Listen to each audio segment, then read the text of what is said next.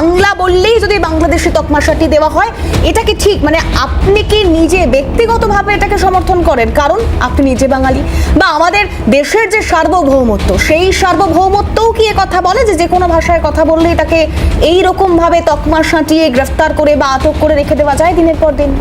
প্রথম বিষয় হচ্ছে, আমার আগে তৃণমূলের প্রতিনিধি ভাস্করদা বললেন, আর তারপরে তৃণমূলের দোসর বাংলা পক্ষ বললেন।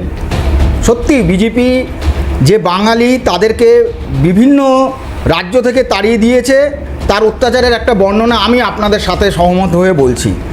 দিল্লি বিজেপি শাসিত রাজ্য, তার IIT director professor Ranjan Banerjee, Uttar Pradesh Benares Hindu ইউনিভার্সিটির IIT director professor Amit Patra, রাজস্থানের উদয়পুরের আইআইএমের ডিরেক্টর প্রফেসর অশোক ব্যানার্জি, কোজিকার আইআইএমের ডিরেক্টর দেবাশিস চ্যাটার্জি, আর তিরুপতি ডিরেক্টর সনাতন ভট্টাচার্য, কলকাতা আমি ছেড়েই দিলাম, কলকাতা মানে ওয়েস্ট বেঙ্গলে আসছেই না, আমি খড়গপুর আমাদের আইএসআই এগুলোতে আসছেই না, জামশেদপুর এনআইটি ডিরেক্টর গৌতম সূত্রধর, সেন্ট্রাল ইউনিভার্সিটি বিশ্বভারতীর ভাইস চ্যান্সেলর প্রবীর ঘোষ, সেখানেও একটা বাঙালি, আপনাদের কথা মতো অবাঙালি কাউকে বসিয়ে দেওয়া হতো।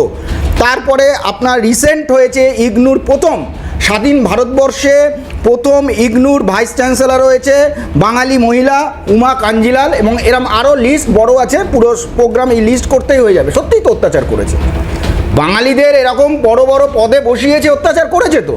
আপনারা তো আপনাদের মতো এটাই অত্যাচার বসছে, প্লিজ তাদের যোগ্যতায় বসছে। আপনি বাঙালি হিসেবে পরিযায়ী শ্রমিকদের উপর অত্যাচার হচ্ছে, গরিব খেটে খাওয়া মানুষের উপর অত্যাচার হচ্ছে, বাঙালি বেশি পোস্ট ডক্টরেট। আমি সবার কাছে আসবো, কিন্তু মনিকাঞ্চনদা খুব স্পেসিফিক একটা প্রশ্ন করেছিলাম আমি। পরিযায়ী শ্রমিকরা এ রাজ্য থেকে যে কারণেই হোক ভিন রাজ্যে কাজ করতে যাচ্ছে, তাদেরকে হেনস্থা করা হচ্ছে, এটাকে আপনি সমর্থন করেন? আমি আসছি, আমি কিন্তু কারোর সময় খুব একটা ডিস্টার্ব করিনি, শুধু ওনার সময় একটা লাইন বলেছিলাম ভাস্করদার সময়। আমার সময় আমাকে বলতে হবে, বলতে দিতে হবে, আবার শোনার ধৈর্যও রাখতে হবে। আপনি বলুন ভাষা আন্দোলন, আজকে যে বাংলা পক্ষের দাদা আছেন উনি বলবেন যে দাড়িভিটে 2018 সালে একটা স্কুলে উর্দু ভাষার টিচার এসেছিল, যেখানে বাংলা ভাষার টিচার দরকার। দাড়িভিট স্কুলের 5 কিলোমিটারের একটা রেডিয়াস করেও যদি করা হতো, ওখানে উর্দুভাষী কেউ ছিল না। সেদিন গুলি করে রাজেশ এবং তাপসকে আমাদের মুখ্যমন্ত্রীর পুলিশ গুলি করে মেরেছিল, যার কেস 2023-এর সিআইডি এনআইএর হাতে দিয়েছে। তো সুতরাং সেটা ছিল ভাষা আন্দোলন, সেই আন্দোলনের বিরোধিতা কে করবে? আপনারা বলুন যে বাংলায় উর্দু কোন ভাষা, বাঙালির ভাষা? সেখানে মুখ্যমন্ত্রীর লেটার হেডে কি করে উর্দু ভাষাটা থাকে? উর্দু কি বাংলা ভাষা? উর্দু কি বাঙালির ভাষা? নাম্বার 2। নাম্বার 3 হচ্ছে যারা দুর্গা পুজো করে তারা বাঙালি, না যারা দুর্গার মূর্তি ভাঙে তারা বাঙালি? এই কথার উত্তরগুলো আপনারা দেবেন, তারপরে আসবেন। এবার আপনার প্রশ্নের উত্তরে আসছি। এমনভাবে রে করে উঠেছে সারা ভারতবর্ষ থেকে নাকি বিজেপি শাসিত তামিলনাড়ুর কথা কিন্তু ওখানে আনছে না, কেরালার কথা কিন্তু ওখানে আনছে না, বিজেপি শাসিত রাজ্য থেকেই নাকি বারবার বাঙালি, কিন্তু কেরল থেকেও তাড়িয়েছে। আজকের লেটেস্ট ঘটনা বলছি, এটা যদি বিজেপি শাসিত রাজ্য হতো তাহলে বাংলা পক্ষ বা ভাস্করদা এখনই চিৎকার করে উঠতেন। আজকে হাওড়ার ডোমজুড়ে গয়েশপুরে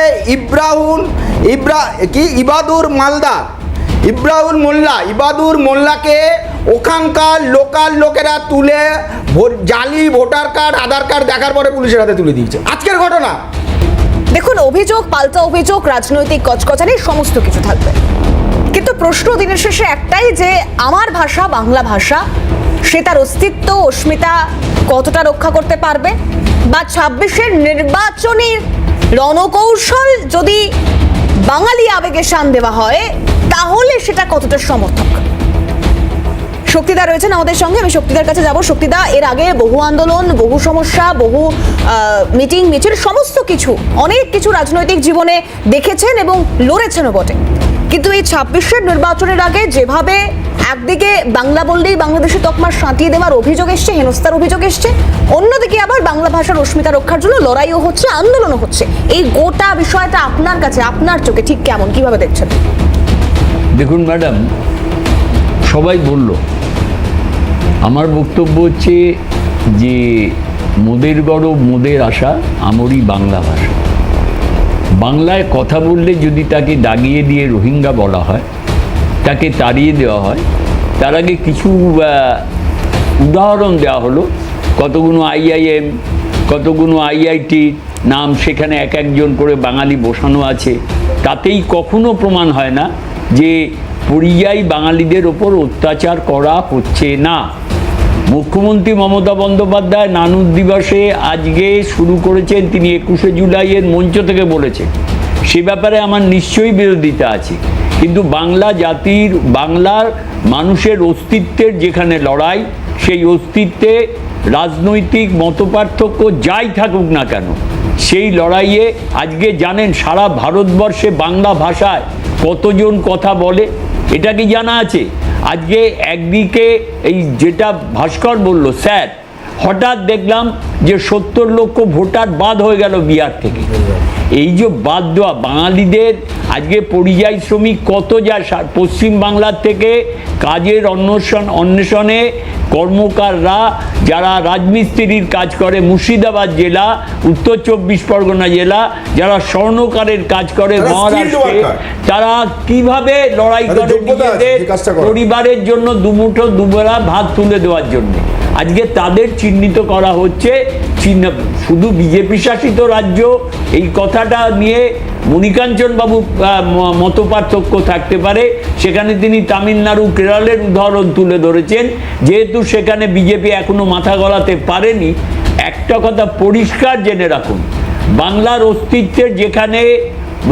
বাংলার অস্তিত্ব যেখানে আঘাত পাবে, সেখানে জাতীয় কংগ্রেস ছিল, আছে এবং থাকবে।